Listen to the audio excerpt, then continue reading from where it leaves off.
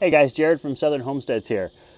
Hey, today I want to take a look at something that we see a lot of times when people are building that they make the mistake. If you notice here on my post how I've got this ledge cut into that post so that my beam isn't hanging from any fasteners. It's actually a vertical load straight down onto this notch.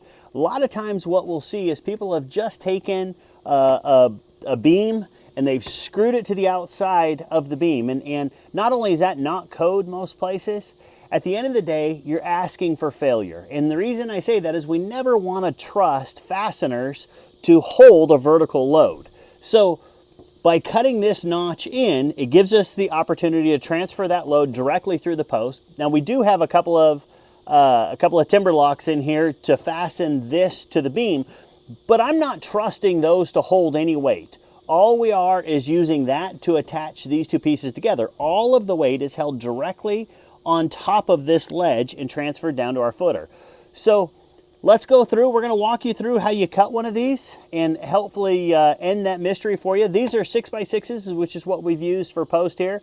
You know, if you're using a 4x4 and it's a smaller structure, the process is exactly the same. Now, one of the things that I like to do, if you'll notice, there's a little bit of a reveal left on this beam. I don't go the full depth all the way on my beam, and there's a couple of reasons why. Number one, a normal skill saw won't reach a full 3 inches. It's going to stop at about 2.5. And so but this little reveal right here won't affect anything. One of the things I like about that reveal is if any water gets down, it's not coming down here into this ledge and soaking into the grain of this post. It acts as a drip edge and lets stuff shed off. So we're going to go ahead and cut this notch. Now I've already measured. This is a 2x10 beam that we have to set for. So I've already got my measurements, and we're going to go ahead and go up and cut a 6x6. Okay. A few tools you're going to need to be able to cut the notch: a Sawzall or reciprocating saw, speed square, pencil, and a skill saw. Now we're actually going to use 2 different skill saws here. One of them's a beam saw just because it cuts a little deeper, makes it a little bit easier, but you're fine to just use a standard skill saw through the whole thing. So my notch is going to be 8.5 by 2.5. So I'm going to start by taking an 8.5 inch measurement off of the top there, and I'm going to square a line. Now one of the things I always like to do is to put an X telling me exactly which part I want to go away. So that clearly identifies that's going to be gone. So I'm going to roll one direction first, and I'm going to make a line 2.5 inches deep that's straight in line here. Again, I'm going to put my X right up there. Now, I like on my speed square, you've got all these little notches that you can use, and those are meant to drag a straight line. If yours does not have that and you need to measure out 2.5 inches, you're just going to draw a straight line at 2.5 inches across this notch. So I'm going to go ahead,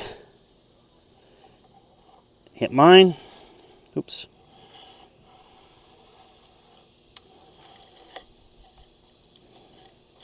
Wet boards sometimes don't want to take a pencil line. Okay, so I've got my notch there. Again, I've already X'd that. Now I'm going to roll it over 180 degrees. And I'm going to do the exact same thing over here. So I'm going to go ahead and mark that. Then I'm going to draw a line at 2.5. Okay. Put my X. So what you should be able to see is I've got this all marked out. So this chunk right here is going to come out of here. So I'm going to start with my skill saw, and I'm going to set my depth. I'm at 2.5 now. So I want to set my depth all the way down. And I'm going to go ahead and just cut one line across the face of this.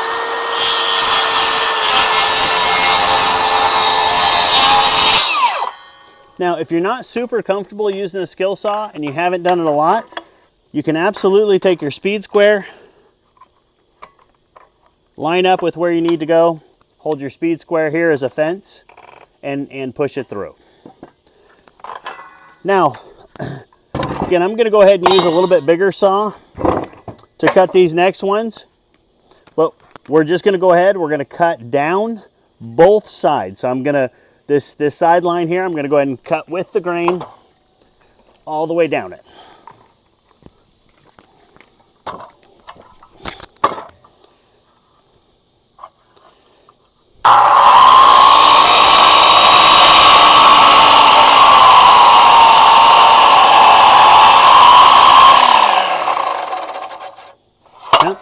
Now I'm going to roll 180 degrees, so I got my other line.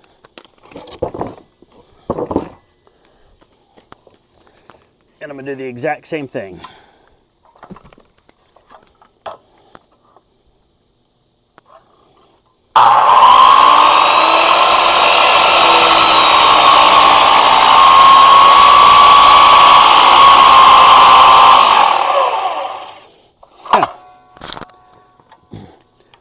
Now, as you see, my notch is, my piece of wood is still in here. And that's because the radius of my blade, I'm going to have a little section here in the center. It's going to kind of look like that the saw didn't hit. Now, some people will cut farther in so that the bottom of the blade actually catches the middle and this will drop out. It's probably fine. We don't do it that way. We go ahead and just stop our skill saw there.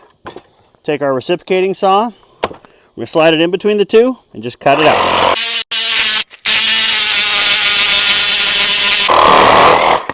Okay, there my notch has dropped. Now I'm just going to take a look at this, and if there's anything real big right here in the corner, I'm just going to take a chisel and I'm going to clean that up just a little bit. You can clean it up with your Sawzall. We just like to use a chisel.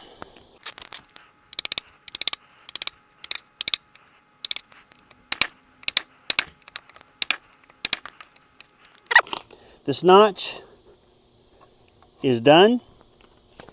And as you can see now, when we concrete this in, this ledge is going to catch our beam.